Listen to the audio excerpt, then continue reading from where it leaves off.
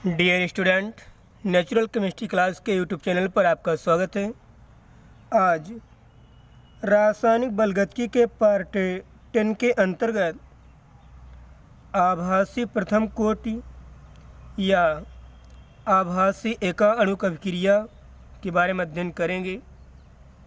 इसके पिछले पार्ट में हमने आपको अर्धआयु हाफ लाइफ के बारे में बताया था। आज उसी के आगे पार्ट 10 के अंतर्गत आभासी प्रथम कोट या आभासी एका अणुक अभिक्रिया, स्यूडो फर्स्ट ऑर्डर और स्यूडो यूनिमॉलिक्यूलर रिएक्शन के बारे में अध्ययन करेंगे। यह भी एक इम्पॉर्टेंट टॉपिक है कि आभासी एका अणुक अभिक्रिया होती है क्या। ठीक है ना।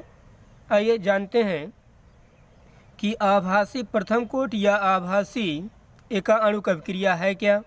ठीक है, देखेंगे वह अभिक्रिया जिसकी दर समीकरण से अभिक्रिया प्रथम कोट की प्रकट होती है, परंतु वास्तव में अभिक्रिया में एक से अधिक अणुभाग लेते हैं, आभासी प्रथम कोट या आभासी एका अणुक अभिक्रिया कहलाती है।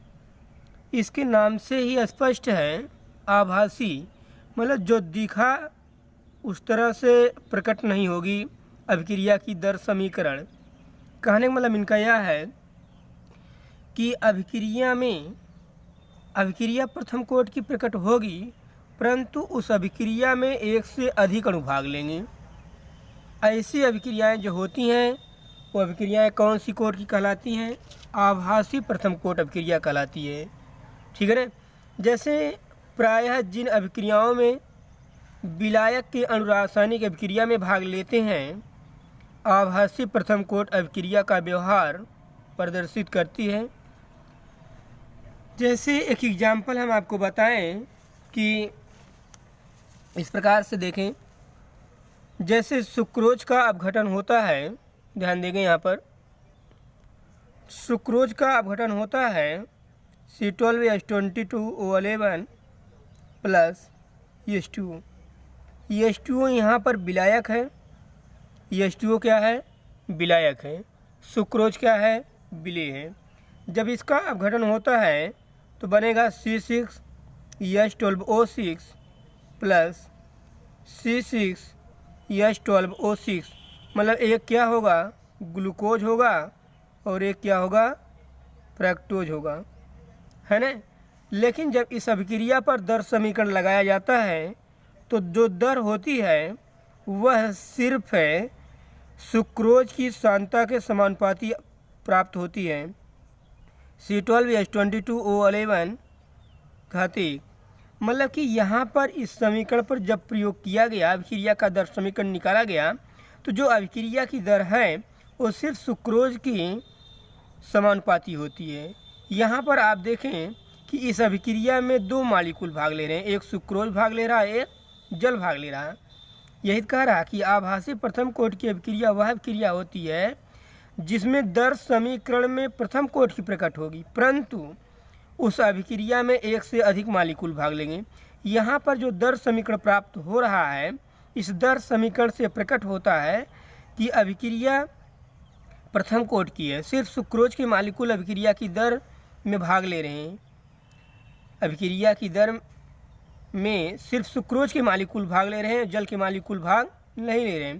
तो यही कह रहा है कि दर समीकरण से प्रकट होता है कि वो प्रथम कोट की होती है, लेकिन समीकरण में यदि देखा जाए तो अभिक्रिया में एक से अधिक मॉलिक्यूल भाग ले रहे हैं। कौन से? एक सुक्रोज और एक जल, लेकिन जो दर है वो सिर्फ सुक्रोज के समानुपाती होती है ना। इससे स्पष्ट होता है कि अभिक्रिया किस कोट की है, कौन सी है? आभासी प्रथम कोट की है। मतलब कि दिखने में तो यहाँ पर दो मॉलिक्यूल हैं, लेकिन अभिक्रिया की दर सिर्फ एक मॉलिक्यूल के समानुपाती पाई जाती है। ऐसी अभिक्रियाएं आभासी प्रथम कोट की कहलाती हैं। वैसे जिसमें जल के मॉलिक्यूल विलायक के रूप में कार्य करते हैं, वो सभी अभिक्रियाएं आभासी प्रथम कोट की होती हैं। उस अभिक्रिया में जो जल होता है, ये रासायनिक अभिक्रिया की वेग रासायनिक अभिक्रिया की दर में भाग नहीं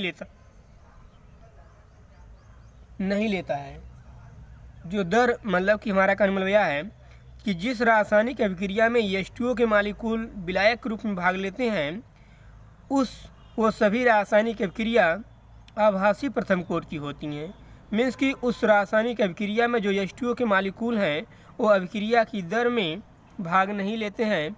रेट ऑफ रिएक्शन मतलब अभिक्रिया की दर बढ़ाने में भाग नहीं लेते हैं, है ना। तो हमारा कहने मतलब यही था कि आभासी प्रथम कोटि की अभिक्रिया वह अभिक्रिया होती है, वह अभिक्रिया जिसकी दर समीकरण से अभिक्रिया प्रथम कोटि की प्रकट होती है, परंतु वास्तव में अभिक्रिया में एक से अधिक अणु भाग लेते हैं। हमने बताया कि यहाँ पर सुक्रोज के सिर्फ अणु भाग लेंगे और जल के मालिक्यूल भाग नहीं लेते हैं। आभासी प्रथम कोटि या आभासी एका अणुक अभिक्रिया कहलाती है। ठीक है। प्रायः जिन अभिक्रियाओं में विलायक के अणु रासायनिक अभिक्रिया में भाग लेते हैं, यहाँ पर विलायक जल है और जल रासायनिक अभिक्रिया में भाग ले रहा है। प्रायः जिन अभिक्रियाओं में विलायक के अणु रासायनिक अभिक्रिया में भाग लेते हैं आभासी प्रथम कोटि अभिक्रिया का व्यवहार प्रदर्शित करती है।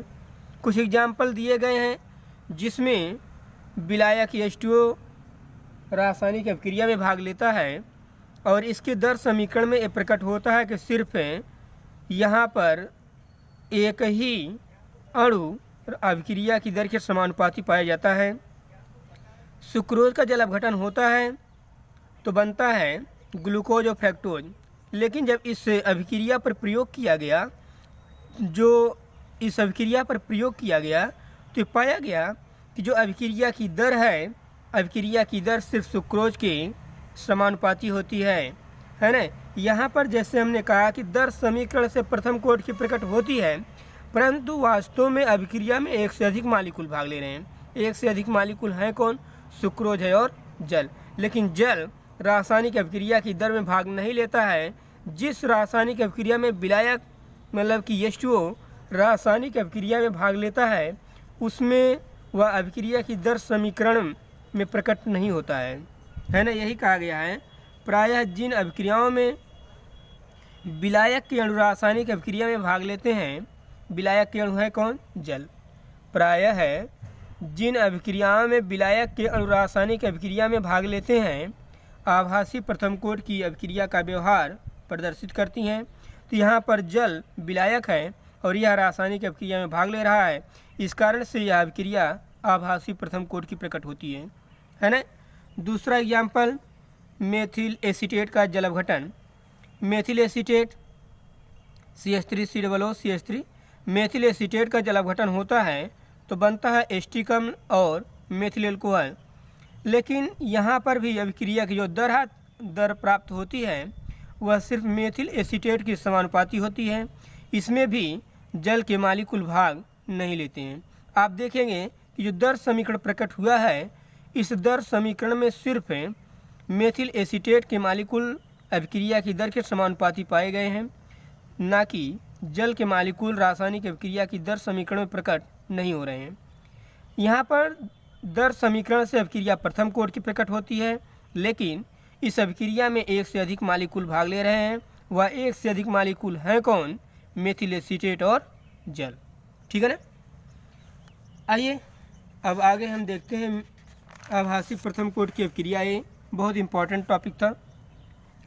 मतलब कि जो दिखेगा वो अभिक्रिया की दर में प्रकट नहीं होगा, है ना। देखेंगे अगला टॉपिक प्रारंभिक अभिक्रियाएं। ठीक है, थोड़ा ध्यान देंगे। प्रारंभिक अभिक्रियाएं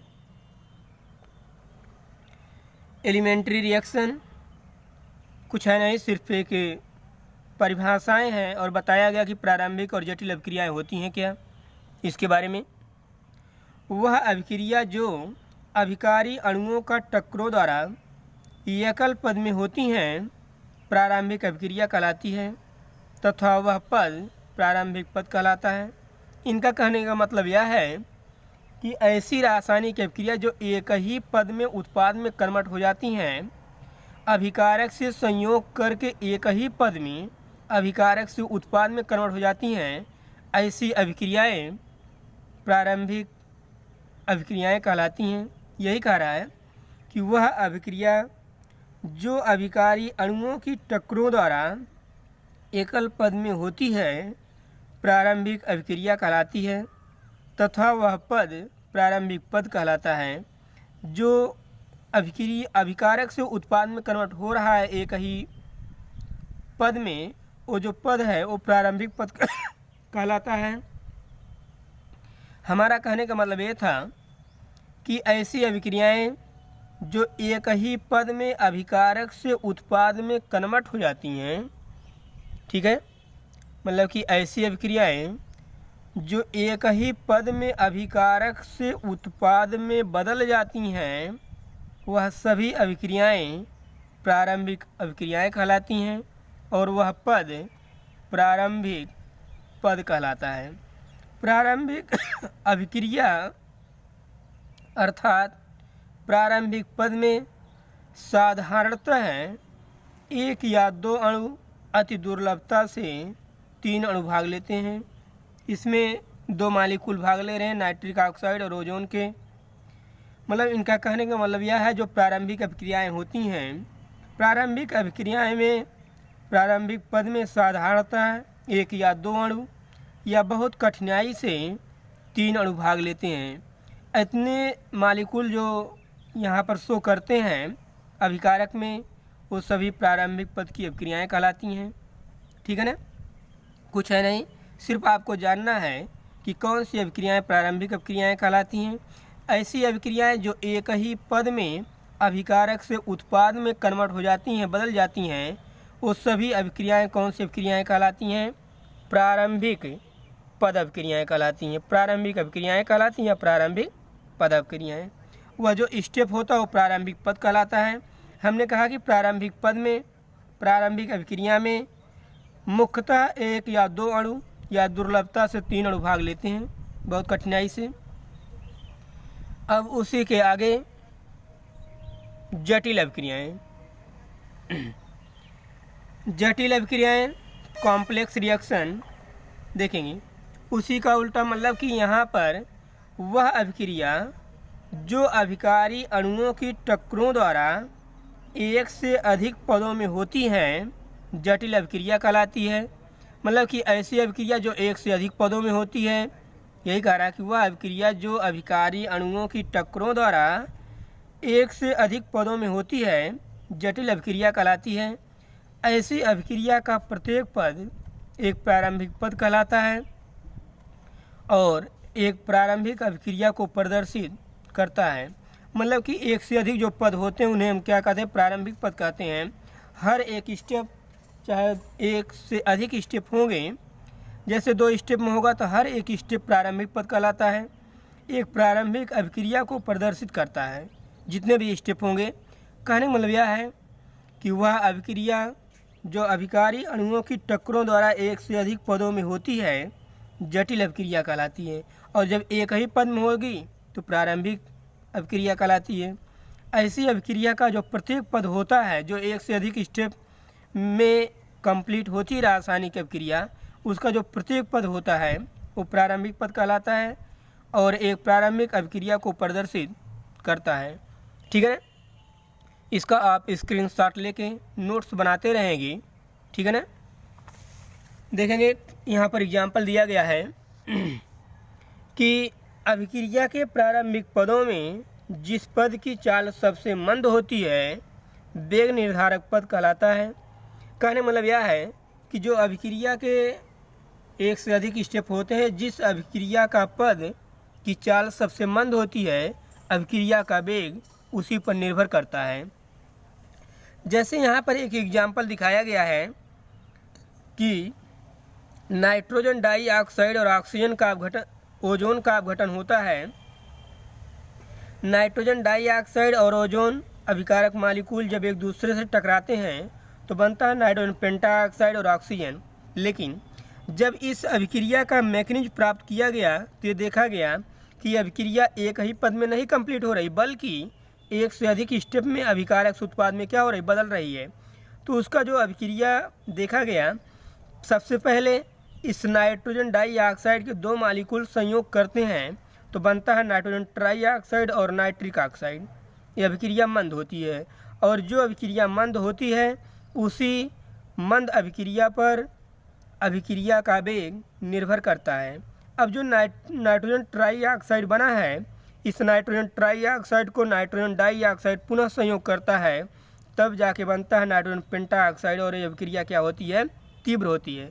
आप देख रहे हैं कि यही जो हमने रिएक्शन दिखाया है कि नाइट्रोजन डाइऑक्साइड ओजोन से संयोग करके नाइट्रोजन पेंटाऑक्साइड एक ही स्टेप में दिखा रहे हैं।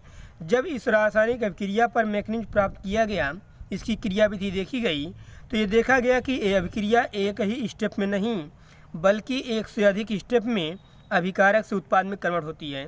और इसका जो हर एक पद होता है ये प्रारंभिक पद होता है, यह भी एक प्रारंभिक पद होगा, यह भी स्टेप एक प्रारंभिक पद होगा। तो देखा गया कि ये जो रासायनिक अभिक्रिया है दो स्टेप में होती है। सबसे पहले नाइट्रोजन डाइऑक्साइड संयोग करते हैं तो नाइट्रोजन ट्राइऑक्साइड और नाइट्रिक ऑक्साइड बनता है, और पुनः नाइट्रोजन डाइऑक्साइड संयोग करके नाइट्रोजन पेंटाऑक्साइड बनता है। यही नाइट्रोजन पेंटाऑक्साइड बनाने में कितने स्टेप प्रयोग हो रहे हैं, दो स्टेप प्रयोग हो रहे हैं। इस कारण से यह अभिक्रिया कौन सी अभिक्रिया कहलाएगी, जटिल अभिक्रिया कहलाएगी। यही बताया गया कि वह अभिक्रिया जिसमें अभिकारी अणुओं की टक्करों द्वारा एक से अधिक पदों में होती है मतलब अभिक्रिया एक से अधिक पदों में होती है, वह जटिल अभिक्रिया कहलाती है। तो यह अभिक्रिया एक से अधिक पदों में हो रही है। पहला स्टेप मंद अभिक्रिया, दूसरा स्टेप तीव्र अभिक्रिया। और यह भी बताया गया कि अभिक्रिया की जो चाल होती है वह निर्भर करती है मंद अभिक्रिया पर। जो अभिक्रिया मंद होगी उसी अभिक्रिया पर अभिक्रिया का वेग डिपेंड करता है। ठीक है ना। तो इस प्रकार से आज के क्लास में हमने आपको बताया कि स्यूडो फर्स्ट ऑर्डर मतलब कि जो स्यूडो फर्स्ट ऑर्डर रिएक्शन बताया गया उसमें अभिकारक से एक से अधिक मालिक्यूल होंगे, लेकिन अभिक्रिया की दर में सिर्फ एक ही मालिक्यूल भाग लेगा, जिसमें विलायक रासायनिक अभिक्रिया में भाग लेते हैं, जैसे जल को हमने बताया। इसके बाद प्रारंभिक अभिक्रियाओं के बारे में अध्ययन किया। प्रारंभिक अभिक्रिया जो एक ही पदों में हो जाती है, प्रारंभिक अभिक्रिया। इसके बाद जटिल अभिक्रियाओं के बारे में बताया कि जटिल अभिक्रिया वह अभिक्रिया होती है जो एक से अधिक पदों में चलकर उत्पाद बनाती है। दो या दो से अधिक स्टेप पूर्ण होने के बाद उत्पाद प्राप्त होता है। ऐसी अभिक्रियाएं जटिल अभिक्रियाएं कहलाती हैं। ठीक है ना। तो इस प्रकार से आप इसका स्क्रीनशॉट लेकर नोट्स बनाते रहेंगे। आज का क्लास यहीं पर समाप्त होगा। नेक्स्ट क्लास अगले दिन। Thank you very much.